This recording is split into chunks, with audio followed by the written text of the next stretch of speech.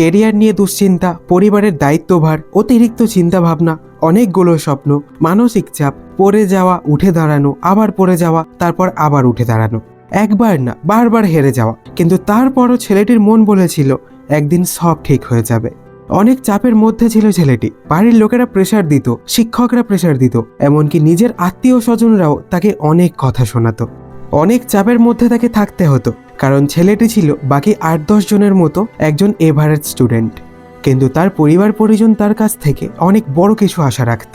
ওনারা তার থেকে টপারের মতো রেজাল্ট আশা করত, আর এই ব্যাপারটা তাকে অনেক টেনশনের মধ্যে রাখত। একদিন রাতে সে যখন তার রুমে ঘুমের জন্য গেল, তখন তার বাবা তার ঘরে রাগান্বিত হয়ে আসে। তারপর ছেলেটির মোবাইল ফোনটি হাতে নিয়ে সজোরে আছাড় মারে, আর মোবাইল ফোনটি ভেঙে পুরোপুরি গুঁড়ো হয়ে যায়। আর এসবের কারণ ছিল ছেলেটি তার পরীক্ষার রেজাল্ট তার বাবার কাছ থেকে লুকিয়ে রেখেছিল।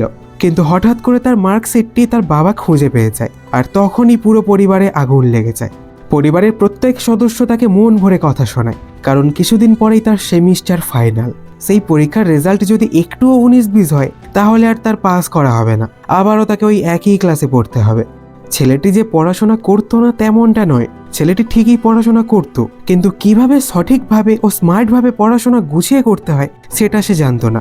তাই ছেলেটি একটি কোচিংয়ে পড়ার সিদ্ধান্ত নেয়, আর সেখানে তার সাথে পরিচয় হয় আকাশ নামে এক ছেলের সাথে। আকাশ মূলত সেখানকার একজন টিচার ছিলেন। তিনি ছিলেন তার সময়ের সবচেয়ে রেকর্ড মার্কস নিয়ে পাশ করা এক ছাত্র। আর নতুন নতুন পরিচয় হওয়ায় আকাশ তাকে তেমন কোনো পরিবর্তনের কথা না বলে বরং ছোট ছোট কিছু পরিবর্তন আর কিছু ট্রিক শিখিয়ে দিল, যেগুলো তার একাডেমিক লাইফের মোড়টাই ঘুরিয়ে দিয়েছিল। আগের পরীক্ষায় সে যেখানে 52% মার্কস পেয়েছিল, তার পরের পরীক্ষায় সে 96% মার্কস পেয়ে সকলের মুখ বন্ধ করে দিয়েছিল। আর তার বাবা যেখানে কয়েক মাস আগে তার ফোনটি আছাড় মেরে ভেঙে দিয়েছিল, সেখানে তার বাবা তাকে একটি নতুন ফোন গিফট করে। তার পরবর্তী দিনগুলোতেও সেই ছেলেটি আকাশের শেখানো সেই টিপসগুলি ব্যবহার করে পড়াশোনা করে, যার ফলে সে তার স্টুডেন্ট লাইফে সাকসেসফুল হয়ে চাকরি জীবনেও ছক্কা মেরে দেয়। বিশাল বড় এক ব্যাংকে তার চাকরি হয়ে যায়। তো এবার প্রশ্ন হলো, সেদিন আকাশ তাকে কি এমন বলেছিল যে ওই ছেলেটি নিজের স্টুডেন্ট লাইফকে পুরোপুরি গুছিয়ে ফেলেছিল? আর হয়তো সেগুলো জানার পর আরো অসংখ্য স্টুডেন্ট যারা এখন এই ভিডিওটা দেখছে, তারা ওই ট্রিক্সগুলো নিজের জীবনে অ্যাপ্লাই করে সেই ছেলেটির মতো নিজের কেরিয়ার সেট করে ফেলতে পারবে। নিজের জীবন থেকে লেখাপড়া নিয়ে সকল দুশ্চিন্তা দূর করে শান্তিতে পড়াশোনা করে নিজের কেরিয়ারটা বুঝে নিতে পারবে। আর আগেই বলে রাখি, এটা কিন্তু একটা সত্য ঘটনা। আর আকাশ সেদিন ওই ছেলেটিকে কি ট্রিক শিখিয়ে দিয়েছিল তা আমি তোমাকে আজকের এই ভিডিওতে শিখিয়ে দিতে চলেছি। তবে শর্ত একটাই, এই ট্রিক্সগুলো তখন তোমার উপর কাজ করবে যখন তুমি নিজের মন থেকে পড়াশোনায় আগ্রহী হবে। যদি তুমি এমন ভেবে থাকো যে পড়াশোনা করতে একটুও ভালো লাগে না, পড়াশোনায় মন বসে না, তাই এই ভিডিওটি দেখে নিজের স্টাডি কেরিয়ারকে পুরোপুরি পরিবর্তন করবে, তাহলে এই ভিডিওটি তোমার জন্য না। কারণ আমি তোমাকে যে ছেলেটির কথা এতক্ষণ ধরে বললাম, সেই ছেলেটি কিন্তু পড়াশোনা করতে চাইতো এবং করতো, কিন্তু কিভাবে স্মার্ট ও গুছিয়ে পড়াশোনা করতে হয় সেটা সে জানতো না। আর তোমার ক্ষেত্রেও যদি ব্যাপারটা এমন হয়ে থাকে, তাহলে আমি তোমার এই সমস্যাটির সমাধান করে দিতে পারবো। তো শুরুতেই বিশেষ একটা ট্রিক দিয়ে শুরু করতে চাই, আর সেটা হলো সবকিছুকেই সাধারণভাবে গ্রহণ করা। দেখো, সবকিছুতেই হুটহাট সিদ্ধান্ত নেওয়া কিংবা হঠাৎ করে উত্তেজিত হয়ে যাওয়া যেমন উচিত না, ঠিক তেমনই পড়াশোনা নিয়ে খুব বেশি হাইউতাস করাও ভালো কিছুর লক্ষণ না। যদি তুমি এমনটা ভেবে থাকো যে নিজের পুরো রুমে বইগুলো ছড়িয়ে ছিটিয়ে রেখে এখান থেকে একটু পড়ে ওখান থেকে একটু পড়ে নিজের চাপ কমিয়ে ফেলবে, তাহলে তোমার ধারণা পুরোপুরি ভুল, বরং এটি তোমাকে আরো অস্থির করে তোলে। দেখো, পড়াশোনা হলো খুব সাধারণ একটা বিষয়, আর ব্যাপারটাকে তোমরা খুব বেশি কমপ্লিকেট করে তোলো। যেটা সাধারণ, যেটা সিম্পল, সেটাকে কমপ্লিকেটেড করার কোনো মানেই হয় না। সবসময় একটা কথা মাথায় রাখবে যে তোমার পড়াশোনা করার উদ্দেশ্যটা কি, কেন তোমাকে পড়াশোনা করতে হবে, যেটা তুমি পড়তে চাও সেটা কতটা ইন্টারেস্টিং, সেটা পরে তুমি কি শিখতে পারবে, কতটা শিখতে পারবে, কোন বিষয় শিখতে পারবে। তাহলেই দেখবে তোমার মন পুরোপুরি একটা নির্দিষ্ট বিষয়ের উপরে ফোকাস করে ফেলছে। খুব বড় প্ল্যানিং দরকার নেই, ছোট্ট একটা প্ল্যানিং করে রোজ একটু একটু করে সেগুলো স্টেপ বাই স্টেপ পূরণ করতে থাকো। আর এটার মাধ্যমে তুমি খুব সহজেই বুঝে যাবে যে তোমাকে ঠিক কোথা থেকে পড়া শুরু করতে হবে আর কোথায় শেষ করতে হবে। আর পড়াশোনাটাকে যদি ঠিক এভাবে সাধারণ একটা বিষয় বানিয়ে ফেলো, তাহলে দেখবে পড়াশোনাকে তুমি এনজয় করতে পারবে। শুধু শুধু এটাকে জটিল বানিয়ে নিজের উপরে চাপ, হতাশা আর মানসিক অশান্তি বাড়ানোর কোনো মানেই নেই। নাম্বার 2, সামান্য কিছুতেই সিরিয়াস হওয়া যাবে না। এমন অনেক স্টুডেন্ট রয়েছে যারা যে কোনো কিছুতেই খুব বেশি সিরিয়াস হয়ে যায়, কিন্তু তোমাকে সিরিয়াস না বরং চতুর হতে হবে, মজবুত হতে হবে। কে বলেছে যে ক্লাসের ফার্স্ট বেঞ্চাররা পরীক্ষায় সবসময় ভালো রেজাল্ট করে আর লাস্ট বেঞ্চাররা খারাপ রেজাল্ট করে? এটা একদমই ভুল, কারণ আমি নিজেই তার প্রমাণ পেয়েছি। আমার কিছু বন্ধু বান্ধব ছিল যারা সবসময় ক্লাসে লাস্ট বেঞ্চে বসে আড্ডাবাজি করত, বাইক নিয়ে ঘুরে বেড়ানো, এমনকি প্রেম করা সহ যাবতীয় সমস্ত কিছুতেই তারা নিজেকে জড়িয়ে রাখত। এই সমস্ত কিছুর পরেও ফার্স্ট বেঞ্চে বসা ছেলেগুলোর থেকে আমার বন্ধুর মার্কস বেশি। তাই কে কি বলল এগুলো নিয়ে সিরিয়াস না হয়ে চুপচাপ নিজের কাজ করতে থাকো, দেখবে সবাই তোমার রেজাল্টের মাধ্যমে যার যার উত্তর পেয়ে গেছে। নাম্বার 3, আরামকে বর্জন করো। হয়তো তোমার শুয়ে শুয়ে পপকর্ন খেতে খেতে মুভি দেখতে বেশ ভালো লাগে, কিংবা রিল্যাক্সে কানে হেডফোন লাগিয়ে চোখ বুজে গান শুনতে ভালো লাগে ভিডিও গেম খেলতে, ভালো লাগে তোমার শুয়ে শুয়ে রিল স্ক্রলিং করতে।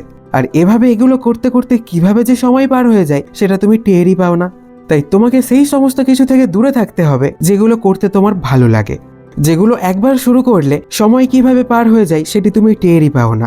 এমন সমস্ত কাজ তোমাকে আজ, এখন, এই মুহূর্ত থেকে ছেড়ে দিতে হবে। বন্ধুদের সাথে আড্ডা দাও সেটা না হয় মানলাম, কিন্তু কখনো কি পড়াশোনা নিয়ে একসাথে ডিসকাস করেছো? আমার তো মনে হয় না যে করেছো, কিন্তু কেন করনি? আর আমি এটাও জানি তোমার কাছে এর কোনো উত্তর নেই, আর থাকবেই বা কিভাবে? তুমি তো ব্যস্ত ছিলে আর আমার ভালো লাগা নিয়ে। কিছু পেতে চাইলে কিছু ত্যাগ করতে হয়, তাই তোমাকে ওই সমস্ত কাজ বন্ধ করে দিতে হবে যেগুলো তোমাকে পড়াশোনা থেকে দূরে সরিয়ে রাখে। Number 4, focus on your target. এমন অনেকেই আছে যারা সারাদিন পড়েও ভালো রেজাল্ট করতে পারে না, আবার এমন অনেক মানুষ আছে যারা শুধুমাত্র অল্প কিছুক্ষণ পড়ে পরীক্ষায় ভালো রেজাল্ট করে। কিন্তু অন্যদিকে যে ছেলেটি দিনরাত 24 ঘন্টা এক করে পড়ার টেবিলে বসেছিল সে হয়তো তার সিলেবাসই শেষ করতে পারেনি। কিন্তু এর কারণটা কি? এর কারণ হলো কোনো ফোকাস না থাকা, কোনো টার্গেট না থাকা। যারা স্মার্ট ও চতুর তারা সবসময় পড়তে বসার আগে একটি টার্গেট সেট করে যে আজকে তাকে ঠিক কোথা থেকে কোন পর্যন্ত পড়তে হবে। আর পড়তে বসার আগে এই ধরনের টার্গেট সেট করে পড়তে বসলে নিজের ভেতর একটি চ্যালেঞ্জ কাজ করতে শুরু করে যে হ্যাঁ, আমি এই সময়ের মধ্যে এতটুকু পড়া শেষ করে ফেলতে পারবো। তাই সবসময় পড়তে বসার আগে একটি টার্গেট সেট করে নাও। নাম্বার 5, সঠিক সময়ে পড়তে বসা। তুমি ভেবো না যে আমি তোমাকে ভোরবেলায় 7 সকালে উঠে পড়তে বসার কথা বলবো, কিংবা রাত জেগে নীরবে পড়তে বলবো, কারণ ছোটবেলা থেকেই তো তুমি শুনেই এসেছো যে সকালবেলা ভোরে পড়তে বসলে পড়া ভালো মুখস্থ হয়। এই কথার সত্যতা আজ আর যাচাই করলাম না, কারণ আমি তোমাকে সঠিক সময় পড়তে বসতে বলেছি, 7 সকালে না। যদি তোমার মধ্যে হতাশা কাজ করে তাহলে তুমি পড়তে বসো না। যদি তোমার প্রচন্ড খিদে পেয়ে থাকে তাহলে পড়তে বসার দরকার নেই। যদি তোমার চোখে প্রচন্ড ঘুম ধরে থাকে তাহলেও পড়তে বসতে হবে না।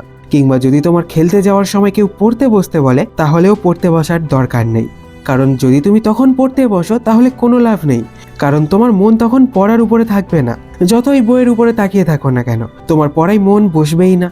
তাই যখন তোমার মধ্যে কোনো টেনশন কিংবা হতাশা থাকবে না, যখন তোমার খিদে থাকবে না, যখন তোমার ঘুম একদম পরিপূর্ণ অবস্থায় থাকবে এবং তোমার মাইন্ড একদম ফ্রেশ থাকবে, তখনই তুমি পড়তে বসো এবং ততক্ষণ পর্যন্ত পড়ো যতক্ষণ পর্যন্ত না পড়ার টেবিলে বসে থাকতে থাকতে তোমার মেরুদণ্ড ব্যথা হয়ে যায়। এবার লাস্ট পয়েন্ট, নাম্বার 6, তোমাকে ঠিক কি পড়তে হবে। ছোট্ট একটা উদাহরণ দিচ্ছি। তোমার পরীক্ষার সিলেবাসে দেখতে পেলে যে কোনো একটা অধ্যায় থেকে পরীক্ষায় 30% প্রশ্ন আসার চান্স আছে, আর কোনোটাই প্রশ্ন আসার চান্স আছে 10%। এবার বলো, পড়ার টেবিলে পড়তে বসলে তুমি কোনটা আগে শেষ করতে চাইবে, কিংবা কোন অধ্যায়টা আগে পড়া শুরু করবে? অবশ্যই যে অধ্যায় থেকে প্রশ্ন আসার সম্ভাবনা বেশি সেটাই। যদি উত্তর হ্যাঁ হয়ে থাকে তাহলে এখনই তোমার সিলেবাসটি হাতে নিয়ে ভালো করে সেটির মান বর্ধন ও অধ্যায়গুলো দেখে নাও। তারপর বইরূপে চিন্তা করো যে কোন অধ্যায় থেকে ঠিক কি প্রশ্ন আসতে পারে, তারপর সেগুলো পড়া শুরু করো। কিন্তু তুমি যদি এটা না করে গণহারে বইয়ের একেবারে শুরু থেকে শেষ পর্যন্ত পড়া শুরু করো তাহলে কখনো তুমি তোমার কাঙ্ক্ষিত লক্ষ্যে পৌঁছাতে পারবে না। এই ভিডিওতে তোমাকে যে 6টি ট্রিক শিখিয়েছি সেগুলো অবশ্যই একবার অ্যাপ্লাই করে দেখো। তবে হ্যাঁ, শুরুতেই তোমাকে বলেছিলাম যে অবশ্যই তোমাকে মন থেকে পড়ার জন্য আগ্রহী হতে হবে, তারপর আমিও দেখবো কি করে তোমার রেজাল্ট খারাপ হয়। তো বেস্ট অফ লাক, তোমার জন্য অনেক শুভকামনা নিয়ে আজ চলে যাচ্ছি। দেখা হবে পরের ভিডিওতে, তাই ততক্ষণ মন দিয়ে পড়াশোনা করো আর কমেন্ট করে জানাও এই ট্রিক্সগুলো কেমন লাগলো। আর এমনই ভিডিও দেখার জন্য চ্যানেলটি সাবস্ক্রাইব করে রাখতে পারো। ধন্যবাদ।